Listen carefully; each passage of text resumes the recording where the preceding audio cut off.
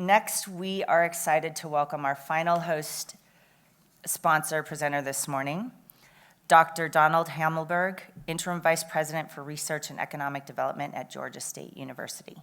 Please join me in welcoming Dr. Hamelberg to the stage.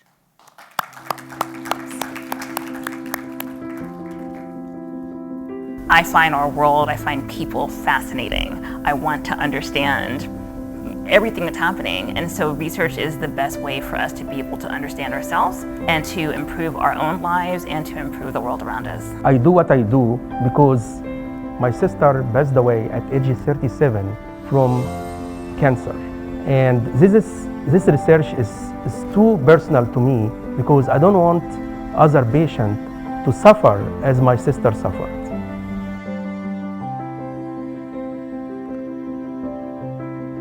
Research is a very powerful tool in the music industry. Research shows us who to get the music to and how to do it in an efficient way to maximize our results. I get to do work that can help people live better, age better, be happier, healthier in so many different ways.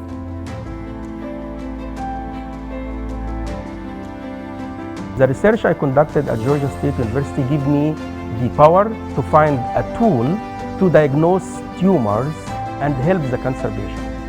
And this tool we created can impact the whole world. What I love about my work and why I chose the work I do is that I feel like it does have a direct impact on the communities around me. We're bringing the industry to the classroom, and so they can take part of this music industry while they are getting their degree. So it's a great combination of being fascinated by what I do, but also really being able to touch people's lives. Research through a unique lens. Research through a unique lens.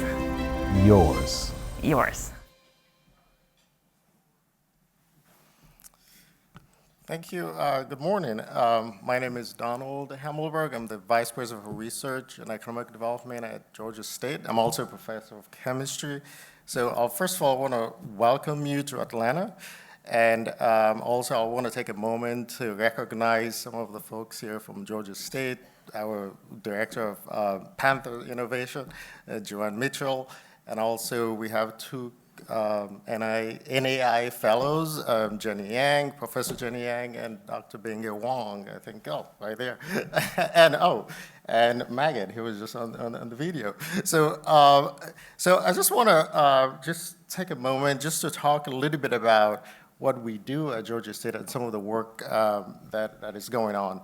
But I just want to give you a kind of a general idea of Georgia State. I know a lot of people have heard about Georgia Tech and Georgia State. At times they're confused too. We're both in the city. But Georgia State is just about 2 miles down the road, just about a stone throw from the Capitol.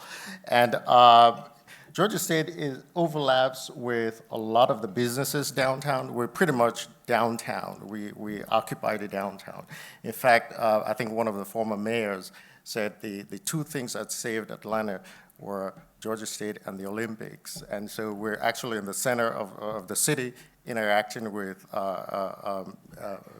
many parts of the city. And the economic development that comes out of Georgia State is about $3.2 billion annually in the city and toward the city and the state. So, and when you think about Georgia State, the other thing that is really unique about Georgia State is that we have a very large student population. It's about 52,000 students. We have our main campus downtown and some of the satellite campuses around the city. And it's a very diverse campus. It's probably the most diverse university in the United States. For sure, it's probably the most diverse in Georgia. And one of the things that is very unique about Georgia State that is always is really known for is about its student success. So Georgia State is a university that has invested a lot in trying to figure out how you eliminate the what I will say, the graduation gap between students. So if you come from, regardless of your background or your minority status, you do graduate at the same rate as every other student. So what we've done in the years is to figure out how to also use research and innovation to to improve that student experience, and I think we've been able to do that in a very interesting way. So at Georgia State is relatively recent in terms of when you compare it to some of the other universities. Georgia State has been on our one for only about 25 years. So if I put this in perspective, in I think it was in 96, Georgia State used to bring in something about $25 million in research funding. And in FY23, we brought in over $200 million. So there has been this rapid growth in research at Georgia State. And as you can see, in the last 10 years or so, the research expenditure has been something like $1.9 billion. Just last year, I think our research expenditure was about 241 million. So when you look at the trajectory, it's been almost exponential in many years. But again, as I said, we do have two NAI fellows, Professor Benge Wong and Professor Jenny Yang. But again, what I think is the beauty about what we try to do is how can you take some of these things that are happening in the labs and also in innovation, and trying to not only think about how you improve the experience of the students, but also how some of these inventions and some of this research could also help some of our immediate community. And also, and at the end, how you can provide the workforce for the state. So and that is some of the things that we're really interested in and how we do this. So in terms of our research and innovation, so we just had a strategic plan that we're working on that goes all the way to 2033. And as you can see, research and innovation is at the center of it. And the idea is that research and innovation doesn't only just live in silos, but we're trying to see how we can make sure that the research and innovation is also driving some of the other aspects of the university. And as I said, the focus as a state school is to make sure that the students are well prepared with the skills to go out and be productive citizens once they graduate. And in fact, one of the other things that we do have, which is not in the research office, but also in the business school, is entrepreneurship that is focused primarily on students. And in fact, that has been very successful over the years. And it's almost co-located. They do have an incubator, which is called Launch, which is co-located with our incubator, a biomed incubator, which is CollabTech. And that has been really successful, and a lot of the students have benefited from that experience. And there are several details you can look into in terms of the amount of stuff that has come out of some of those incubators and some of the things that the students have been doing. So I would like to just go through just a list of some of the things that have been going on. So there are about 232 inventions under active management in our office that is managed by Joanne. And there are 4 inventions that are in clinical trials at this point. And we have about 668 issued patents and pending patent applications.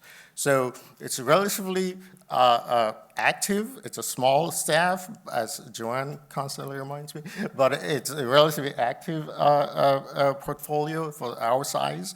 And we hope to continue to see how we could continue to improve that and encourage faculty and incentivize some of these kinds of inventions that's going on. And if I just give a highlight of the 4 inventions in clinical trials, again, there are 2 from our own Maggot and Eric that you saw in the video. One is the contrast agent for image-guided surgery, which is in collaboration with other folks, and I think it's now licensed by Curadel. It's in a phase 3 trial. There's a theranostic agent to treat pancreatic cancer. Also, that's in the phase 2 trial, and that's in collaboration with Design Theranostics. And these cell therapy to treat lymphoma. This is by former faculty Joanne Liu, which is also licensed by Bobcat Bio, and that's in phase 1 trial. And integrin alpha beta 3 to treat pancreatic cancer and breast cancer, which is, was invented by former faculties in Liu, and that's licensed by Prada Biotech, and that's in phase 1 trial. So what you notice about Georgia State, one unique thing about Georgia State, even though we don't have a medical school or an engineering school, most of our inventions come out of the bio issues. And I was looking at this the other day, and I recognized that if you look at our top 10 funding sources, they're primarily all bio-related or health-related. We get a lot of funding from the NIH. A lot of the funding we get from NSF is also bio-related. But then you go down the list, it's a lot of health policy, health-related research goes on. But one thing that actually was interesting, and I was listening to the former speaker, was that one of the top 10 is actually Emory University, because there's a lot of subcontract with Emory, and there's a lot of collaboration between Georgia State and Emory, and that was very surprising. And I think primarily is because they do have the medical school, and there's a lot of interaction that is going on within the city. And similarly, with the collaboration also with some of the other institutions that are around the city, not only Emory, but also at Georgia Tech. So I'm going to keep this short, and I would just like to thank you again for the opportunity to be here. And I and the Georgia State team look forward to the rest of the conference, and welcome to Atlanta again. Thank you very much.